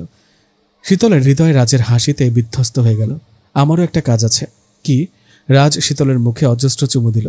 শীতল একটু রাগী লোক নিয়ে প্রশ্নসূচক দৃষ্টিতে তাকালো। রাজ বলল, অগ্রিম আদর দিলাম, যখন গরম তেলে তোমার মুখ পুড়ে যাবে তখনকার জন্য। তোমার মুখে গরম তেল পড়বে, বাট ব্যথা লাগবে না। আগে থেকেই তো আদর করে দিলাম এজন্য। তোমার স্বামীর কি বুদ্ধি শ্রেয়সী! শীতল হাসবে না কাঁদবে বুঝতে পারছে না। এখন কাঁদা কি ঠিক হবে সেটাই ভাবছে সে। শীতল জাস্ট হতভম্ব। ঘুমন্ত সকালের নির্জন রাস্তায় চারপাশে পাখিরা কিচিরমিচির শব্দ করছে। হরেক রকমের পাখি। পরিবেশটা এমন যে মনে দোলা দিয়ে যায়। শীতল রাফিয়ার প্লেটে 3টে চিংড়ি মাছ তুলে দিল। ব্যাস ভাবি, আরও নিনাপা, আপনার তো চিংড়ি পছন্দ। পছন্দ হলেই সে জিনিস নিতে হবে এটার কোনো মানে নেই। মানুষের তো অনেক কিছুই পছন্দ, কিন্তু সেগুলো কি নিজের করতে পারে কজন? চেষ্টা করলে কি ক্ষতি? আল্লাহ তাআলা চাইলে মনের সব আশা পূরণ হবে। রাফা আর রাজ ওদের আলোচনায় মাথা নাড়ালো। কিছু বুঝুক আর না বুঝুক, খোসা ছাড়িয়ে চিংড়ি খাইয়ে দিতে হচ্ছে রাজ আর রাফাকে। রাফা রাজের সাথে চুপি চুপি কিছু আলাপ করছে। রাজ বুদ্ধিমানের মতো মাথা নাড়াচ্ছে। দেখে মনে হচ্ছে দুই ভাই বোন গুরুত্বপূর্ণ কোনো আলোচনা চালাচ্ছে। রাজ একটু পরপর মাথা নাড়াচ্ছে আর রাফা ফিসফিস করছে। দুই ভাই বোনকে খাইয়ে দিচ্ছ, তাহলে নিজে কখন খাবে? আপা, আর ইউ জেলাস? তোমাকে ভাবি খাইয়ে দিচ্ছে না বলে হিংসা হচ্ছে? মোটেও না। ভাবি আমার বন্ধু, বন্ধুর সুবিধা অসুবিধা দেখতে হবে না? ভাবির সুবিধা মতো আমাকে খাইয়ে দিলেই চলবে। ভাবি আমার মায়ের মতো। মায়ের মতো না, ভাবি আমার মা। মায়ের সন্তানকে লালন পালন করতে আবার সুবিধা অসুবিধা কি? আমার যখন ক্ষুধা পাবে তখনই ভাবির হাতে খাবো। খাওয়াতে না চাইলেও জোর করে খাবো। ছোট আপা, আজ আমি আল্লাহর কাছ থেকে আসল পুরস্কার পেলাম। আমার মতো সুখী এই পৃথিবীতে একটিও নেই। রাজ বলল, রাফা শ্রেয়সী, তোমার মা হলে আমি তো তোমার বাবা, তাহলে তুমি কি আমাকে বাবা বলবে? সবাই রাজের দিকে তাকালো। সবাই আমাকে দেখছো কেন? লজিক তো তাই বলে। টেবিলে হাসির রোল পড়ল। শীতলের রেজাল্টের খবর ইতিমধ্যে সবাইকে জানানো হয়েছে। শীতল তার চাচার ডলার থেকে কিছু ডলার ভাঙিয়ে সবাইকে রেস্টুরেন্টে নিয়ে এসেছে। শীতলের শ্বশুর আসার কথা অফিস থেকে। শীতল বারবার রেস্টুরেন্টের দরজার দিকে তাকাচ্ছে। বাবা কি আজও আসবে না? গত শুক্রবারেও তিনি বিজি ছিলেন, আবার আজ শুক্রবারেও বিজি। শীতলের শ্বশুর রেস্টুরেন্টের উদ্দেশ্যে বের হচ্ছিল, বাট পিএ মেয়েটা জানায় ক্লায়েন্টের সাথে জরুরি মিটিং করতে হবে। অন্য একটা টেবিলে হাসান একা বসে আছে। সামনে নানা ধরনের খাবার, যা হাসানের সাধ্যের বাহিরে। অবশ্য বন্ধুবান্ধবের সাথে রেস্টুরেন্টে খেতে আসা হয়, কিন্তু সেটা সারিন্দা। এই রেস্টুরেন্টের মতো নামি দামি রেস্টুরেন্টে আসা কল্পনাও করা যায় না। শীতল বাড়ির সবার সামনে হাসানকেও বলেছে আসতে। হাসান কখনো রাফিয়ার সাথে কোথাও বেড়াতে যেতে পারেনি, এই সুযোগ। গাড়িতে ড্রাইভারের পাশে জায়গা ছিল, বিশাল মাইকো করে হাসানের জায়গা হলো না। রাজিয়া বলল, আমি একা যাব ভাবি। কেন আপা? আমরা সবাই মিলে যাব, এটাও তো মজা। কোথাও গেলে শুধু সেটাই মজা না, সেখানে যাওয়া এবং আসা সেটাও খুব মজাদার হয়। আমার মজা লাগবে না, আমি রেস্টুরেন্টে যাব না। শুক্রবারের দিন আমি কোথাও যাই না। হাসান বলল, ভাবি আমার একটা কাজ আছে, আমি একটু পরে রেস্টুরেন্টে জয়েন দিচ্ছি, আপনারা যান। ড্রাইভার চাচা সাবধানে নিয়ে যাবেন কেমন? হাসান নেমে গেল মাইকো থেকে। তখন রাফিয়া যেতে রাজি হলো। হাসান ঘণ্টাখানেক হাঁটাহাঁটি করে অটো দিয়ে রেস্টুরেন্টে এসেছে। শীতলকে জিজ্ঞেস করা হয়নি কোন রেস্টুরেন্ট। রাফিয়ার ফোনে কল দিলে জিজ্ঞেস করেছিল নামটা। গলা শুনেই রাফিয়া ফোন অফ করে রাখে। শীতলের নাম্বার নেই, রাফাকে ফোন ব্যবহার করতে দেয় না শীতল। ড্রাইভারের নাম্বার ছিল ভাগ্যিস। হাসানের প্রিয় চিংড়ি দেখেও খেতে ইচ্ছে করছে না, খাবার গলা দিয়ে নামছে না। সে গরিব বলে কি সবাই এমন করে? সে তো কাউকে ডিস্টার্বও করে না। শীতল আসার সময় একজনকে দেখে থমকে গিয়েছিল। এটা কি কাদির ভাই? লম্বা মতন ফর্সা দাড়িওয়ালা, মাথায় টুপি, পরনে পাজামা পাঞ্জাবি। হ্যাঁ, এটাই তো কাদির ভাই। ছেঁড়া কাপড় চোপড়ে চেনা যাচ্ছিল না। কাদির ভাইকে কেউ কখনো দেখেনি শীতলের বিয়ের পর থেকে। কি অবস্থা হয়েছে নুরানি চেহারাটার! এখানে কি করছে? কাদির ভাই কি শীতলকে ফলো করে এসেছে এতদিন? কি হয়েছে তোমার? কিছু না, আমি ঘুমাবো। আমি মাথায় হাত বুলিয়ে দিচ্ছি, ঘুমিয়ে পড়ুন। সোফাতেই রাজ শীতলের কোলে মাথা রেখে ঘুমিয়ে পড়ল। শীতল বাসায় এসে একটা কথাও বলেনি, সোজা রুমে এসে সোফায় বসেছিল। শীতল ওয়াশরুমে জোরে জোরে কান্না শুরু করে দিল। কাদির ভাইকে ঠিক পাগলের মতো দেখাচ্ছিল। এসব কি শীতলের জন্য? শীতল আয়নায় নিজের চেহারা দেখে বলল, কাদির ভাই, আমার আপনাকে একটিবারও মনে হয়নি। স্বামীর সংসার নিয়ে সুখে দিন কাটাচ্ছি, আর আপনি আমাকে মনে রেখে রাস্তা রাস্তা দিন কাটাচ্ছেন। শীতল ওয়াশরুমে বসে শাওয়ার ছেড়ে জোরে জোরে কাঁদছে। হাসান রাস্তার নির্জন পরিবেশে বসে আছে রেস্টুরেন্ট থেকে আসার পর থেকে। চোখ দিয়ে টপাটপ পানি পড়ছে। গরিবদের কি কোনো মন নেই? ওরা কি মানুষ না? বারবার এত অপমান কেন হয় হাসান? হাসানের কোনো অভিযোগ নেই। অবুঝ মন একটু ভালোবাসা পাওয়ার জন্য ছটফট করে। রাফা বলল, আপা তোমার চোখ ফোলা কেন? কোথায়? মুখ এরকম লাল হয়েছে কেন? কেঁদেছ নাকি? রাফা যা এখান থেকে।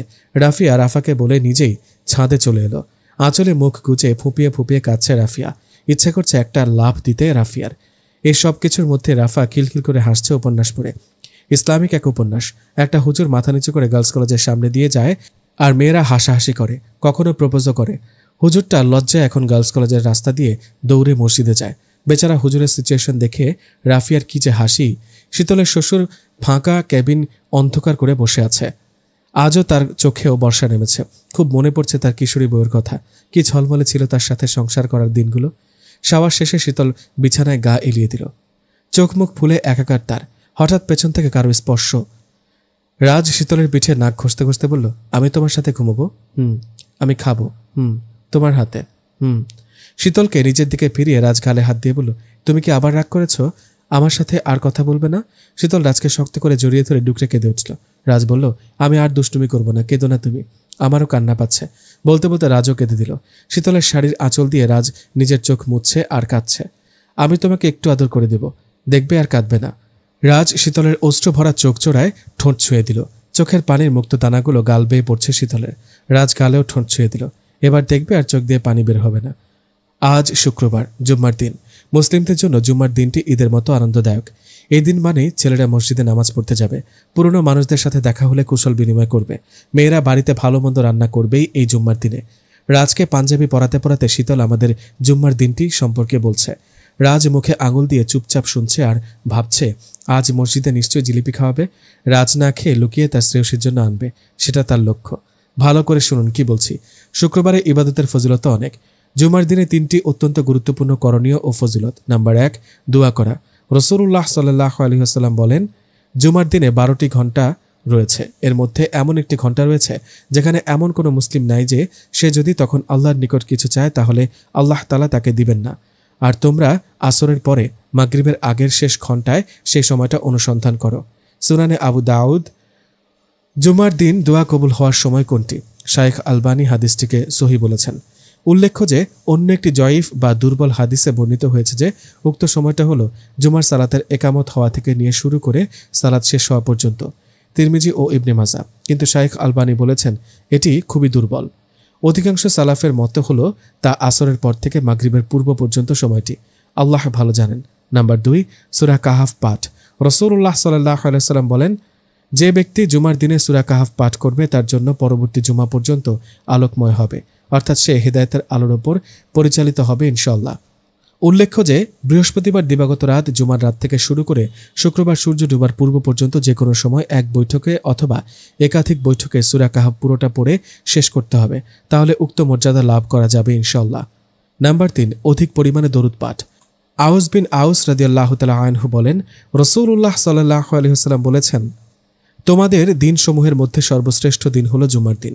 এই দিনে আদমকে সৃষ্টি করা হয়েছে, এই দিনে তাকে মৃত্যু দেওয়া হয়েছে, এই দিনে সিংহায় ফুঁ দেওয়া হবে এবং মহাবিপর্যয় কিয়ামত ঘটবে এই দিনে। তাই এই দিনে তোমরা বেশি বেশি আমার উপর দরুদ পাঠ করবে, কেননা তোমাদের দরুদ আমার উপর পেশ করা হয় জুমার দিনে। সাহাবীগণ জিজ্ঞেস করলেন, হে আল্লাহ রসুল, আপনি কবরে গোলে শেষ হওয়ার পরেও কিভাবে আপনার উপর দরুদ পেশ করা হয়? তিনি বললেন, আল্লাহ তাআলা মাটির জন্য নবীদের দেহ ভক্ষণ করা হারাম করে দিয়েছেন। আবু দাউদ, নাসাই, ইবনু মাজা প্রমুখের বরাতে সহিহ আত-তারগিব ওয়াত তাহরিব, মিশকাত আলবানী, হাদিস নাম্বার 1361। বাগানে স্বামী স্ত্রী মিলে পানি দিচ্ছে ফুল গাছে। রাজ একটা খুন্তি হাতে লতা পরিষ্কার করছে। রাজকে মালির মতো লাগছে, আর শীতল পানি দিচ্ছে গাছে। শীতলকে মালির মতো দেখাচ্ছে।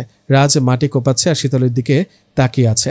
শত শত গোলাপের মাঝে শীতলকে গোলাপের মতোই লাগছে। গোলাপকে সুন্দর বলা মেয়েটা জানে না সে নিজেও একটা গোলাপ। গোলাপের মতোই তার সৌন্দর্য, গোলাপের সুবাসের তার মতোই মেয়েদের গায়ের সুবাস। শীতল ইশারা করে বলল, কি দেখা হচ্ছে? সাবধানে গুলমলতাগুলো কাটুন। রাজ একটা গুলমলতা কাটে আর শীতলের দিকে তাকিয়ে থাকে। কোমরে আঁচল গুজে কি লম্বা বিনুনি গেথে পানি দিচ্ছে শীতল। সে নিজেও গাছগুলোর মতো ভিজে সপসপে হয়ে আছে। রাজ বলল, আমি 1 নাম্বার করব। শীতল গাড়ি থামিয়ে ড্রাইভারকে দিয়ে রাজকে পাঠালো পাবলিক টয়লেটে। গাড়ির কাঁচে কেউ একজন টোকা দিল। শীতল কাকে দেখছে? শীতল গাড়ি থেকে নেমে দাঁড়ালো কাদির ভাইয়ের সামনে। কাদির ভাইকে কেমন উন্মাদের মতো দেখাচ্ছে। আসসালামু আলাইকুম। শীতল উত্তরস্বরূপ মাথা নাড়ালো। কারো মধ্যে কোনো কথা হচ্ছে না। রাজ টয়লেট থেকে বেরিয়ে দেখলো শীতল একটা লোকের সাথে দাঁড়িয়ে আছে। রাজ এক দৌড়ে সেখানে এলো। তুমি এই লোকের সাথে কি করছো? গাড়িতে বসুন, বাসায় যাব। আগে বলো। কাদির বলল, ভাইজান ওর কোনো দোষ নেই, রাস্তায় মেয়েদের বকাবকি করতে নেই, লোকজন দেখছে। রাজের হঠাৎ কি যেন হলো, সে কাদিরকে মারতে শুরু করলো। কাদির অসুস্থ বলে খুব সহজে কাতর হয়ে গেল। গায়ের অনেকাংশ কেটে রক্ত পড়ছে। কি থেকে কি হয়ে গেল? শীতল রাজকে থামানোর চেষ্টা করছে। আচমকায় ধস্তাধস্তিতে রাজের ধাক্কা দিয়ে শীতল নিচে পড়ে গেল। পাশেই নিচে ভাঙা ভাঙা ইট ছিল। মাথায় আঘাত লেগে রক্তক্ষরণ হচ্ছে শীতলের। ইটের ভাঙা বেশ বড় টুকরো দিয়ে কাদিরের মাথায় আঘাত করতে যাচ্ছিল রাজ। ভুলক্রমে শীতল সামনে আসায় শীতলের মাথায় আঘাত করল রাজ। তৎক্ষণাৎ শীতলের মাথা ফেটে রক্ত ঝরতে লাগলো। শীতল শুধু রাজের দিকে পলক্ষহীনভাবে তাকিয়ে থাকতে থাকতে নিচে পড়ে গেল। এক নিমিষে কি থেকে কি হয়ে গেল সেটা আশেপাশের লোকজনরা বলা শুরু করেছে। শীতলের মাথা ফেটেছে দেখে রাজ থামল। শীতলের রক্তে রাজের পোশাক ভরে উঠল। লাল টকটকে রক্ত, মাথা থেকে টাটকা রক্ত ঝরছে। রাজ শীতলের মাথা কোলে নিয়ে চুপচাপ রাস্তায় বসে পড়ল। শীতলের জ্ঞান ফিরল কয়েকদিন পর। বাঁচার কোনো আশা ছিল না, ডক্টররা আশা ছেড়ে দিয়েছিল। রাজ তখনও চুপচাপ ছিল, কিছু বলেনি। আইসিইউ এর পাশে দেওয়ালে হেলান দিয়ে দাঁড়িয়েছিল। সবাই শীতলকে নিয়ে ব্যস্ত যে রাজকে লক্ষ্য করেনি কেউ। ডক্টরের মুখে শীতলের জীবন মরণের কথা শুনে সে দৌড়ে মেডিকেল থেকে মসজিদে গিয়েছিল। দিনরাত আল্লাহর ইবাদতে মশগুল থাকত আর প্রিয়তমা শ্রেয়সীর জন্য দোয়া করত। হে আল্লাহ তাআলা, আমার শ্রেয়সীকে তুমি ভালো করে দাও। আমি তো পাগল মানুষ, সবাই পাগল বলে। পাগলের দোয়া তুমি নাকি শুনো বলেছ, তাহলে আমার দোয়া কবুল করো। ওকে ভালো করে দাও। আমি আর কখনো ওকে ব্যথা দেব না, কখনো দুষ্টুমি করব না, মারামারি ঝগড়াঝাটি গালাগালি করব না, বাবলু হাবলুদের সাথেও মারামারি করব না। রাসূলুল্লাহ সাল্লাল্লাহু আলাইহি ওয়াসাল্লাম বলেছেন, যখন কোনো ব্যক্তি আল্লাহর কাছে তার 2 হাত তুলে দোয়া করেন তখন তিনি আল্লাহ খালি হাত ফিরিয়ে দিতে লজ্জা বোধ করেন। তিরমিজি শরীফে হাদিস নাম্বার 3556। মাথায় প্রচণ্ড আঘাতের ফলে তার কাছে চারপাশ এলোমেলো হয়ে আছে। ডক্টর জানালো, সাময়িক সময়ের জন্য শীতলের অবচেতন মন কাউকে কিছু বুঝতে পারবে না। ব্রেনে চাপ পড়েছে, সময় হলে ঠিক হয়ে যাবেন উনি। শীতলের নর্মাল হতে মাসখানেক সময় লাগলো। ডক্টর বলল, ডেঞ্জার সময়টুকু কেটে গিয়েছে, আর কোনো ভয় নেই, তবে সাবধানে থাকতে হবে। শীতলের মাথায় ব্যান্ডেজ করা, ধীরে সুস্থে হাঁটাচলা করতে হবে তাকে। আরও কয়েক মাস কমপ্লিট বেড রেস্ট নিতে হবে। শীতল মেডিকেলে যাওয়ার পর থেকে মসজিদে ঢুকেছে আর বের হয়নি। কেউ তাকে বের করতে পারেনি। সারাদিন নামাজ, কোরআন তেলাওয়াত করে আল্লাহর কাছে দোয়া করত। বাকিটা সময় মসজিদের এক কোণে শুয়ে থাকত, হাত পা গুটিয়ে। মসজিদের ইমামসহ বাকি মুসল্লিরা রাজকে বুঝিয়ে বাড়ি পাঠানোর চেষ্টা করত, কিন্তু তাতে কোনো লাভ হতো না। রাজ বলতো, আমি মসজিদ ছেড়ে গেলে ও মারা যাবে, আমি কখনো মসজিদ ছেড়ে যাব না। অবুঝ রাজের আল্লাহর প্রতি এত নিষ্ঠা দেখে সবার চোখে পানি এসে গেল। শীতলকে বাড়িতে আনা হয়েছে। দুটো নার্সের ব্যবস্থা করেছে তার শ্বশুর। শীতল সবাইকে দেখে খুশি হলো। এই যাত্রায় বেঁচে গেলাম আল্লাহর দয়াতে। সবাই মাথা নাড়ালো। বিকেল হয়েছে, শীতল একবারও রাজকে দেখতে পেল না। দরজার দিকে তাকিয়ে থাকে শীতল। একটু শব্দ হলেই মনে হয় এই বুঝি রাজ এলো। কাউকে জিজ্ঞেসও করা যাচ্ছে না রাজ কোথায়। শীতলকে দেখতে যারা এসেছে তারা কেউ শীতলকে কিছু বলার সুযোগ না দিয়ে নিজেরাই হরবর করে কথা বলে। শীতল কথা বলতে পারে না, মাথায় চোট লাগতে পারে, ডক্টর নিষেধ করেছে। ইঞ্জেকশন দিয়ে শীতলকে ঘুম পাড়ানো হচ্ছে। শীতল স্বপ্নে দেখল রাজ তাকে জড়িয়ে ধরে নাক থেকে গায়ের ওপর হাত পা ছড়িয়ে বেঘরে ঘুমোচ্ছে। শীতলের ঘুম ভাঙল তীব্র ব্যথায়, শরীরে নয় মনের ব্যথায়। শীতলের ঘুম ভাঙার পরে সে লক্ষ্য করল জানালার পাশে বেলকুনিতে কে যেন দাঁড়িয়ে আছে পর্দার আড়ালে। পর্দা কাঁপছে, ওই তো চুল দেখা যাচ্ছে। আতরের সুগন্ধিতে পুরো কামরা মোমো করছে। দুটি চোখ যেন শীতলকে খুঁটিয়ে খুঁটিয়ে দেখছে। মানুষটা একবার একটু মুখ বার করেছে পর্দার আড়াল থেকে, আবার পর্দার আড়ালে মুখ লুকিয়ে রাখছে। শীতলের চোখে চোখ পড়তেই মানুষটা লুকিয়ে পড়ল পর্দার আড়ালে। শীতলের ইচ্ছে করছে উঠে গিয়ে কাছে যেতে মানুষটার। ডাক দিলেই মানুষটা দৌড়ে চলে আসবে কাছে। কিছুটা ভয়, সংকোচ আর লজ্জায় সে প্রকাশিত হচ্ছে না। আরেকবার মানুষটা উঁকি দিতেই শীতল হাত দিয়ে ইশারা করে অস্ফুট স্বরে বলল, ওগো কাছে আসুন। রাজ পুরো শরীর পর্দার আড়ালে ঢেকে শুধু মুখটা বের করলো। ওগো তুমি কেমন আছো? এতক্ষণ ভালো ছিলাম না, আপনাকে দেখে ভালো হয়েছি। ইউ আর নাও ফুল সুস্থ? Yes, I am now full সুস্থ। You are my medicine.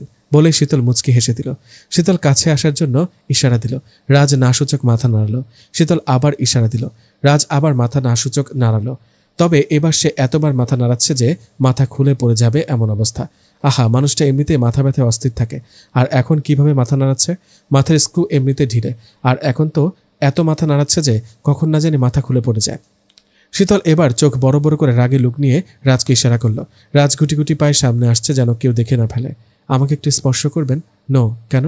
তোমাকে টাচ করতে মানা করেছে ওরা। ওরা কারা? বাবা, রাফিয়া, রাফা। আর আপনি ওদের কথা শুনবেন? আপনার কষ্ট লাগবে না? অনেক।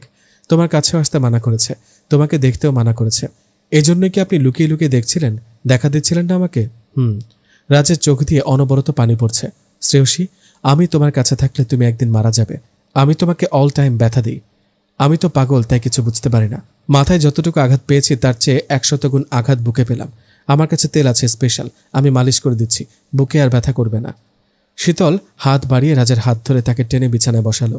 রাজ বারবার চারদিকে চোখ বুলাচ্ছিল, যদি কেউ দেখে ফেলে তাহলে সর্বনাশ হবে। অন্যদিকে না তাকিয়ে আমার দিকে তাকান। কেউ আপনাকে আমার কাছ থেকে দূরে সরিয়ে রাখতে পারবে না আল্লাহ তাআলা ছাড়া। আমি তোমার এখানে একটু থাকি, তারপর ওই পর্দার আড়ালে চলে যাব। রাজ কথাগুলো বলার সময় পাঞ্জাবির হাতা দিয়ে চোখ মুছবার চেষ্টা করছিল বারবার, তাতে লাভ হলো না। চোখ মুছতেই আবার দুই চোখ পানিতে ভরে যাচ্ছে। শীতল আহত চোখে রাজের দিকে তাকিয়ে আছে। কোথাও যাবেন না আপনি, আমার সাথে থাকবেন আপনি।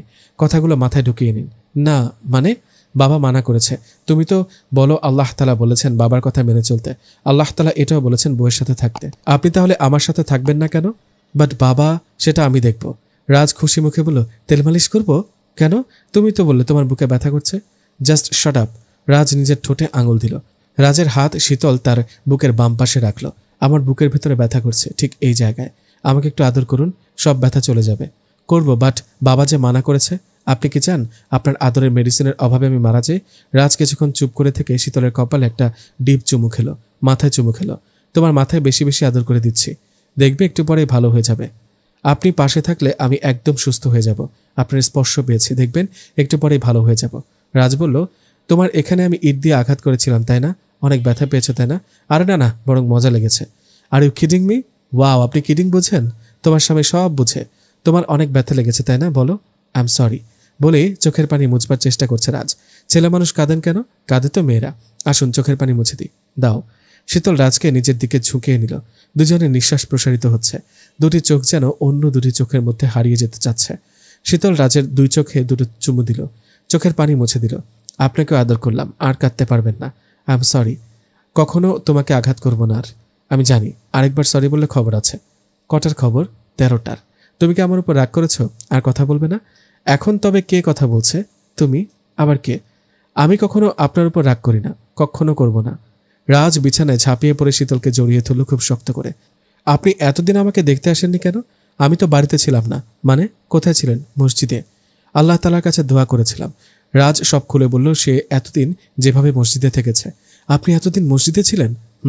সারাদিন আমার জন্য দোয়া করেছেন? আল্লাহর ইবাদতে মশগুল ছিলেন? হ্যাঁ। আমি মসজিদ থেকে বের হলে যদি তুমি মরে যেতে, তাই বের হইনি। আমার ভাগ্যে এত সুখ কেন আমি জানি না, আমি এত সৌভাগ্যবতী কেন সেটাও আমি জানি না। শীতল রাজের দাড়িগুলোতে হাত বুলিয়ে দিল। পাল্টা জবাবে রাজ চুল বুলিয়ে দিল শীতলের। আবারও দুজনের নিঃশ্বাস যেন আটকে পড়ল। খুব খুব কাছ থেকে দুজন দুজনকে অনুভব করছে তারা। আল্লাহর রহমতে শীতল আগের থেকে বেটার হয়েছে। শরীর স্বাস্থ্য আগের মতো হয়েছে।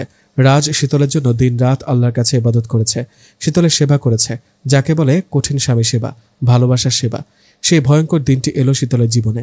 শীতলের শ্বশুর তার ছেলেকে পাবনায় পাঠানোর ব্যবস্থা করেছিল অনেক আগে থেকে। রাজকে তিনি শীতলের দুর্বলতা দিয়ে বুঝিয়ে রাজি করিয়েছেন। তুমি কি চাও তোমার বউ মারা যাক? নো নো, কখনো না। তুমি যে অসুস্থ সেটা জানো।